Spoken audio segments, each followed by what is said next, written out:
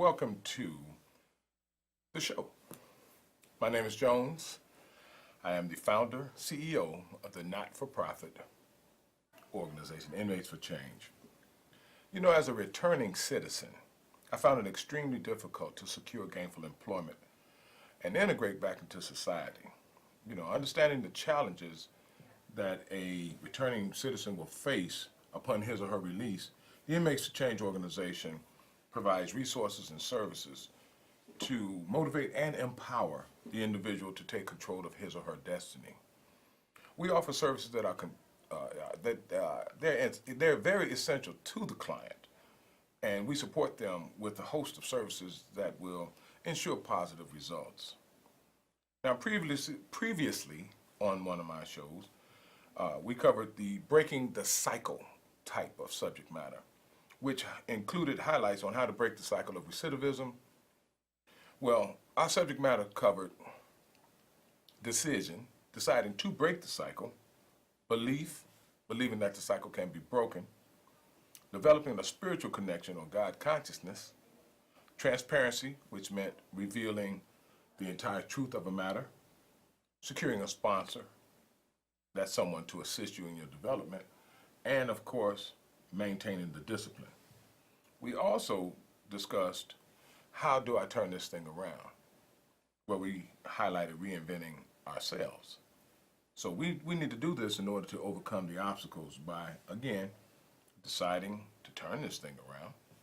Secondly, enriching, which is the spiritual connection, God consciousness piece. Removing the old people, places, and things that are affecting our lives in a negative way.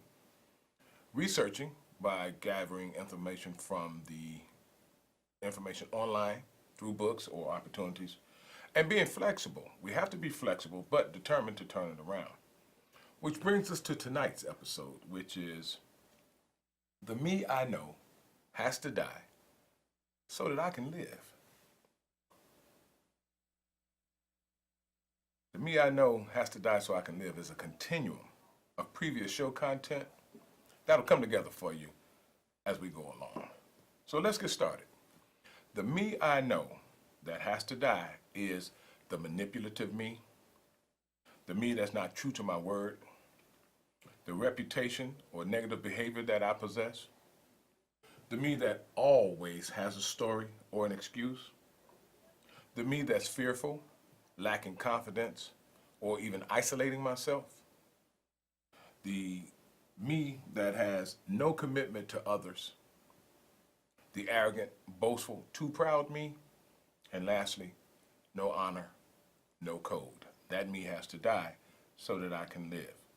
Before I go into the subject matter, those of you who are interested, you can reach us or contact Inmates for Change at 773-746-3075. Our website is inmatesforchange.org. We're accepting email at inmatesforchange@gmail.com. Let's take a look now at the manipulative me that has to die.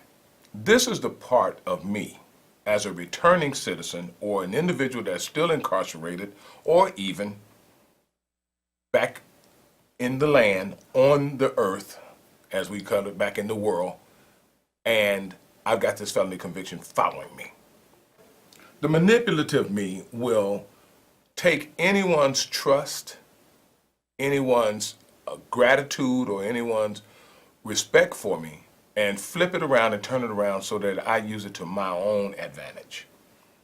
Now, the manipulative part of me is not designated in a sense of a survival skill. It's more of a taking advantage of people who have developed a trust in me and or have love for me enough to go through a few sacrifices of situations to find out if they can get their way and do what it is that they're trying to do. The me that I know that has to die is also the me that's not true to my word. I can't tell you how many times I've broken my mother's heart, I've let my wife down, I've disassociated or disconnected myself with my children, I've missed job opportunities or got fired off career positions, I've torn up cars and this kind of thing by not being true to my word, saying I was going one place and not coming back, or not even going to the place that I said I would be for the time that they were expecting. This is something I needed to get rid of. I had to overcome this stuff because once we get back home and we develop this support system that's around us, we need to find a way to be transparent, and we need to keep our word. Because in our return, in our reentry, what happens is this is the only thing that we have that's holding it all together now is our word. So I don't need to try to be manipulative, and I don't need to be telling a small lie or, just a little something that's a deviation from what the actual truth is, because that is the stuff that we call the straw that breaks the camel's back. The third piece on this piece where I'm reading from, the me I know that has to die, is this reputation. Now, from my experience, anyone with a reputation is always in a negative connotation. We've got street names that are slick. We got cool sounding kind of walk or swag about ourselves, and we think we're all of this and we're so hip and this kind of thing. Well, reputation has a negative connotation. Character has a positive connotation. So we need to start developing our character. We don't need to try to rest in our reputation, because a lot of it is built on negativity, false belief system, or poor self-image.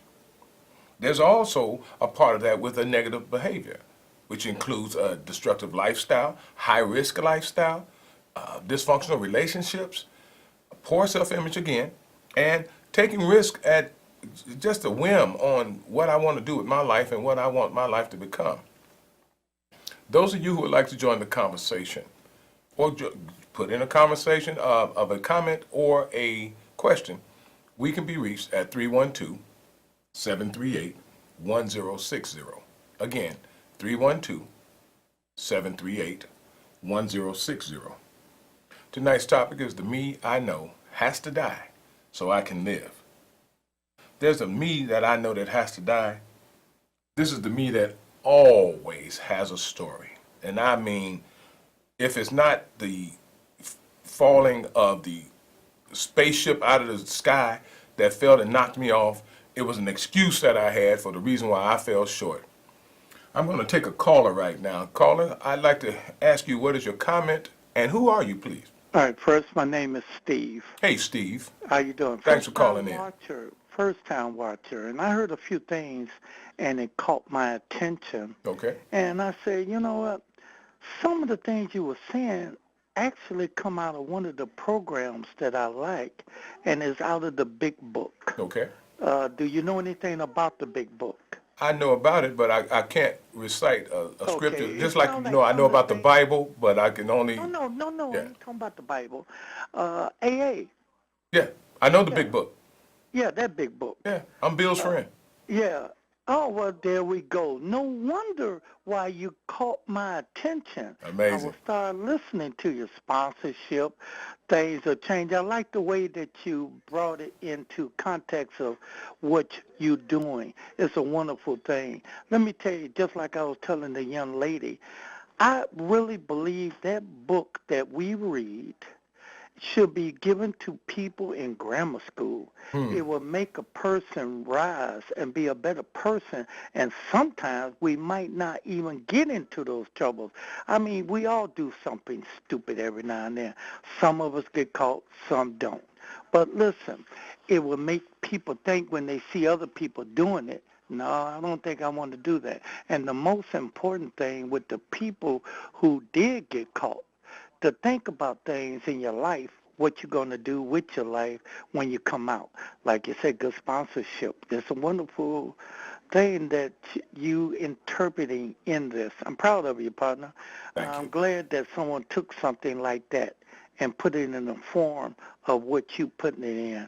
I mean, be surprised. You and I know that it will help save lives. Absolutely. It will help you make you think. And one thing for sure, just like you would not want to go back to jail, you don't want to go back and start drinking or drugging or That's whatever true. you do. Which is another prison of the mind. There you go. It is. Yeah, it really is. What's your name? Yeah. Well, Steve, I surely appreciate your call and the comment, as well as the accolades. But I always say this, not only one day at a time, but sometimes 1 hour at a time, one moment at a time. And I'm going to reflect on that just a little bit while we're waiting for the next caller, and I'm moving on with the thing. Steve brought up a very important point, is that we need to introduce this type of living, thinking, and lifestyle as early as we can into a child's life. I don't think it would hurt to be put in part of the school curriculum. I really don't, because I already go around 2 schools, and I stress the importance of education and how minimum wage versus living expenses will not be enough. But let me get right back to what we're talking about. And again, thanks, Steve, for the call.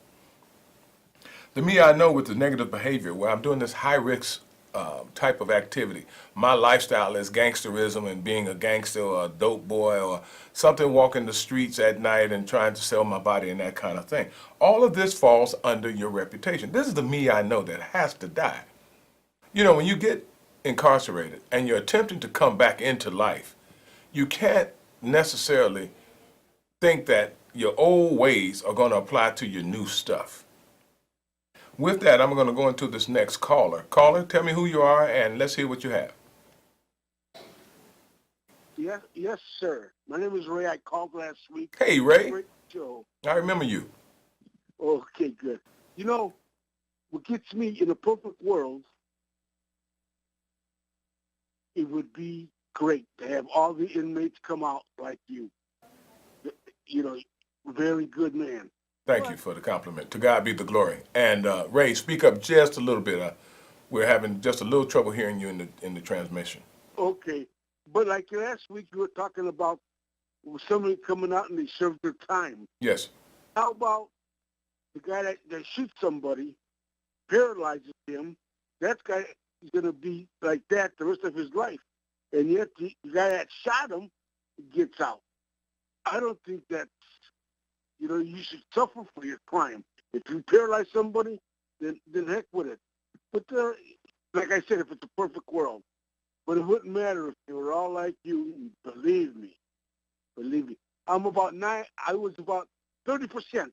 I was about 30% at one time, but now I'm about 75%. Thanking guys like you that changed my mind. Well, I appreciate it. Okay. And Ray, Now, thanks for your comment. That's encouraging stuff, Ray. Thank you. And you know what this topic is today is the me I know has to die. Sometimes the moral issue comes into play where we don't feel that justice has been served or retribution has been provided and that kind of thing. And it's a sad situation when someone has their life cut short or even superbly changed by an act of violence. So that's part of the other piece that needs to change as well, our society and the violence in it.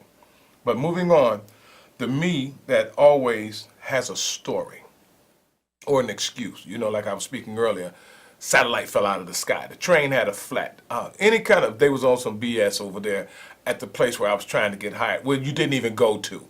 You know, these are the pieces of the me that I know have to die. They have to die in order for me to live, because I don't want to keep going back to prison. I don't want to keep having a life of neglect. I don't want to keep being short and pushed to the back of the pack every time. You know, I want my life to change. The normal part of my living and everything has to do with me changing. So I've got to progressively learn how to kill this fearfulness in me. You know, the fear of the unknown. I want you all to know that God did not endow man with the spirit of fear. Fear is a man-made thing, and it's a part of the enemy who is dedicated to trying to destroy you as well as your soul because of his jealousy that God chose you over him, even though he's 10,000 years old.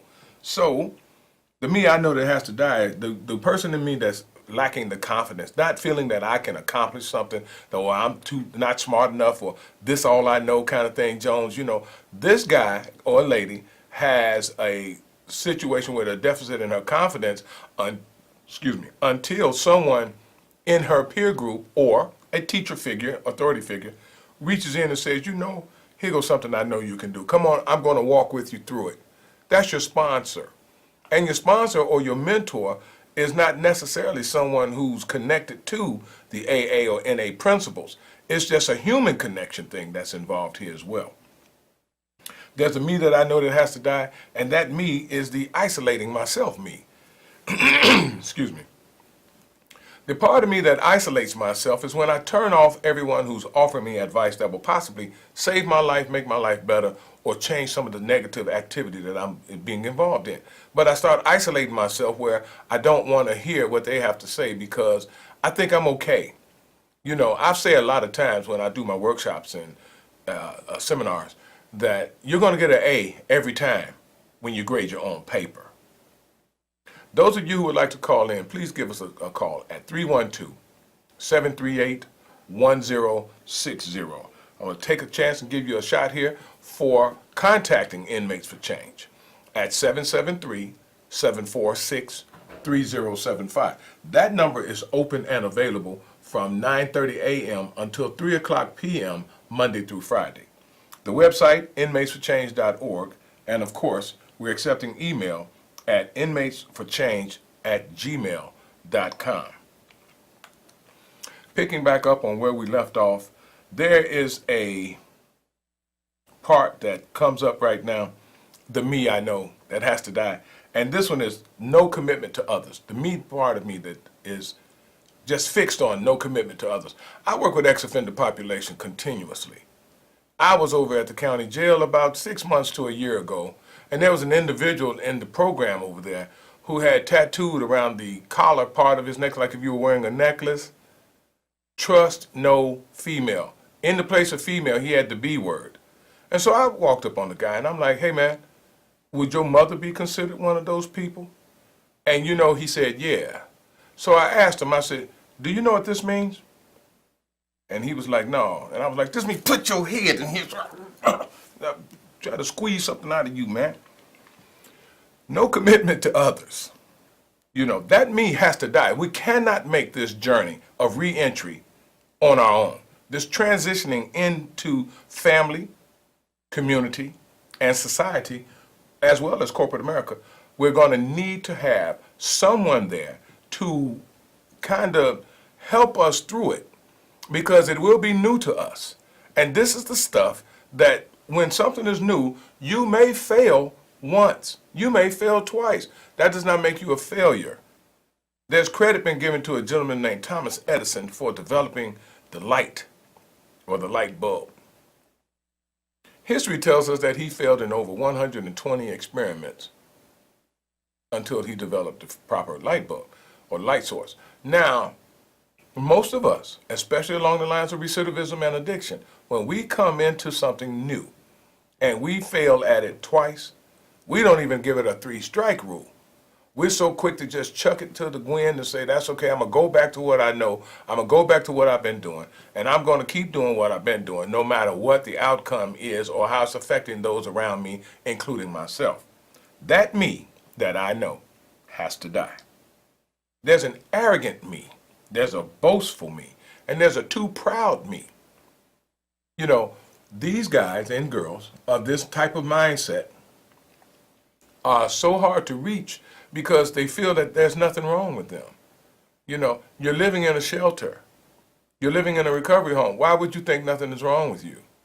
You know, you're too proud because you're not like that guy standing on the liquor store corner at 7 o'clock in the morning. Well, soon enough, if you keep doing what you've been doing, you will end up standing out there, you know, running around with these guns in our hands. You know, you've got these guns. Sooner or later, you're going to have to pull that trigger. It just comes with the territory. So the gentlemen and the women that we have in the world who are having no commitment to others and or arrogant, boastful, sitting over there talking about how negative they've been in their lives and what it's done to others, and this chump runs up on me and he's trying to do all this other kind of stuff. These people are the ones that we're talking about, that the me that I know, the part in me that I know has to die so that I can live. Because we want to become something better. I'm going to take this call. Caller, tell me who you are and what's your contribution. Hello? Hello. Hey. Hi. Who are you? My name is Gloria. Hey, Gloria. How can I help? Hi. Thank you for taking my call. And I'm just like reentering into the society you've been speaking about. And you said something about me dying to myself. And as long as it took me to get out of the situation that I was in, I'm really trying to live. And I kind of got a little bit of confusion with regard to saying, you said that I have to die to myself. And can you just expound on that a little bit more? Surely. Thank you so much. Sure. Thanks for the call, Gloria. You're welcome. Alrighty. And listen close now, because this one is for you as well as those who are following in the same steps. The me that I know. This is my internalization about me and what's going on inside of myself, my thinking. This is what has to die. For 40 years, I hung on the street corners. Now, I've had successes in working in the post office, the phone company, the CTA. I had a truck driving position that paid $1,900 a week. I'm speaking about me in particular right now. And I lost all those positions because of my thinking process. I felt that something was going on there that I possibly thought I could manipulate into getting high while I was driving the truck or driving the bus. A guy in a conversation in the break room tries my manhood. We both signifying on each other, just passing some time and shooting the game. And I got offended by what he said and started a fight and lost my post office job. This part of me had to die. Now, I'm in a position now where I work also as a recovery specialist, and there are a lot of things that come up in this position where I can't get emotionally attached to it. I've got to figure out the way to strategically resolve the conflict that my client base is having, and I don't have to tie myself into it emotionally. So sometimes when we have this me I know that needs to die, this is the negative thinking, the defeated type of personality or thinking, thought pattern, I should say. The individual that doesn't see any hope or any way out is that part of you that has to die. We were born to be kings and queens. Believe that. And once you start believing that, start surrounding yourself around those type of people. One of the things that I mentioned in the early part of how do I turn this thing around is we have to get rid of the old people, the old places, and the old things that were bringing us down or keeping us stagnant, and we're never fulfilling our potential. Another part on the me I have that I know that has to die is the me that has no honor, the me that has no code. This me can't be trusted by anyone, not even the people who he tries to be part of. That individual has got to die internally. I'm not speaking of a physical death. What we're doing is basing this conversation along the lines of recidivism. How can you successfully come back into your community? How can you successfully reintegrate back into your family? How do you successfully reintegrate back into corporate America? And that's by you have to reprocess your process of thinking. And to do that, you need to get around people who have done that. This is the part of the thing where we start understanding about, well, I don't know what you necessarily mean with this and that kind of thing. Okay, well, as we say, Ray, in AA and CA, keep coming back because more will be revealed. You know, if you're not catching it the first time, keep coming until it makes sense. That's all. You didn't learn the stuff that you know. Can you imagine how many times you said your ABCs as a child before you learned how to say your ABCs? You might have been introduced at ABCs when you were 2, maybe even 3 years old, and didn't get it until you were 5. That's 2 years. Our program is about to wrap up, and I want to thank you all for tuning in and calling in. I'd also like to make an announcement right quick that this program has been made possible in part by support from the Mobile Doc. Thank you for listening in, tuning in, and taking a piece of what I had to offer and possibly being able to use it in your life. I want to thank you again for checking in with us, Inmates for Change, and we are dedicated to breaking the bondage of destructive thinking. One of the things that we want to do most is try to help heal some of the pain that's happening out here in our communities. Good night.